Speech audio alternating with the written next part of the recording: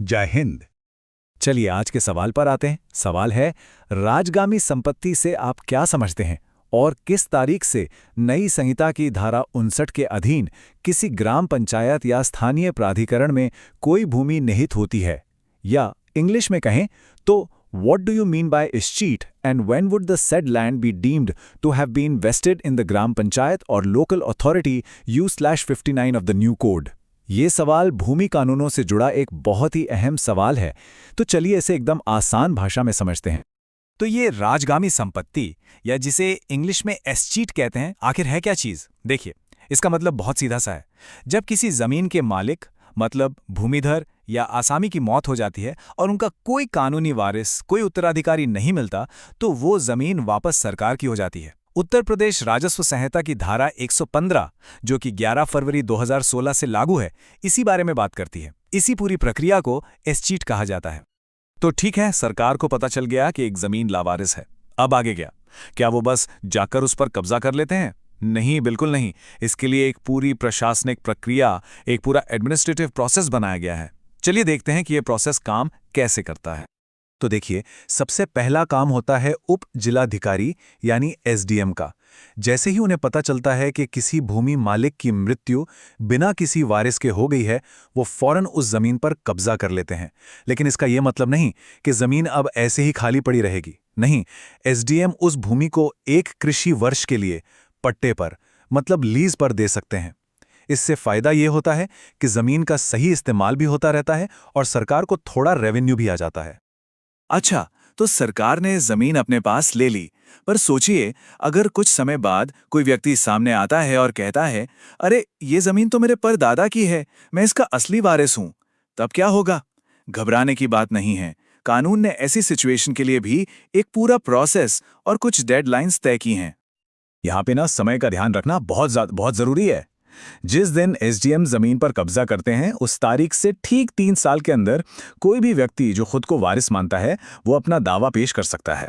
अब मान लीजिए एसडीएम को उसका दावा सही नहीं लगा और उन्होंने इसे खारिज कर दिया, तो भी कहानी खत्म नहीं होती। उस दावेदार के पास खारिजी के ऑर्डर की तारीख से 1 साल का और समय होता है कि वो अदालत में मुकदमा दायर कर सके। ये टाइमलाइंस बहुत सख्त हैं, इनके बाद कोई मौका नहीं मिलता। एक और सवाल मन में आता है ना, कि जब तक ये सारा केस चल रहा है, पहले एसडीएम के पास फिर शायद अदालत में, तब तक उस जमीन का क्या होगा? तो धारा 115 का सब सेक्शन 5 ये साफ कहता है कि जब तक दावे का आखिरी फैसला नहीं हो जाता, एसडीएम उस जमीन को पट्टे पर देना जारी रखेंगे।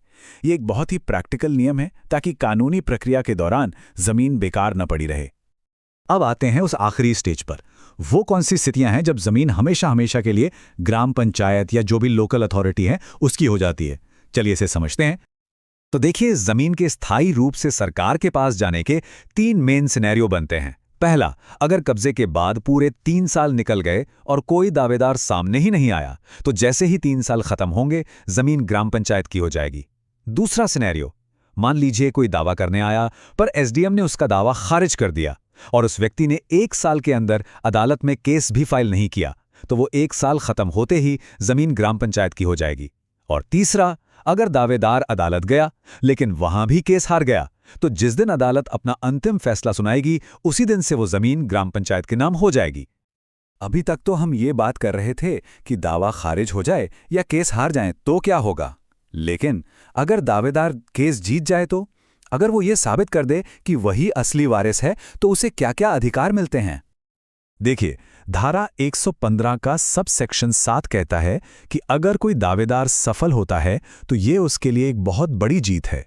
उसे ना सिर्फ अपनी जमीन का कब्जा वापस मिलता है, बल्कि उस पूरे समय के दौरान जब जमीन सरकार के पास थी, उसे पट्टे पर देकर जो भी किराया वसूला गया था, वो भी उसे वापस मिलता है। हाँ, बस सरकार उस किराए में से मैनेजमेंट पर जो भी खर्चा हुआ उसे काट लेती है। तो कुल मिलाकर उसे अपनी जमीन और उससे हुई नेट इनकम दोनों वापस मिल जाती हैं।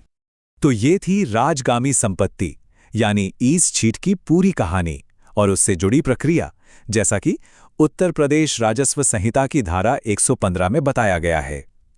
ये कानून ये पक्का करता है कि लावारिस जमीन का सही से प्रबंधन हो और साथ ही असली वारिसों को भी अपना हक जताने का एक वाजिब मौका मिले।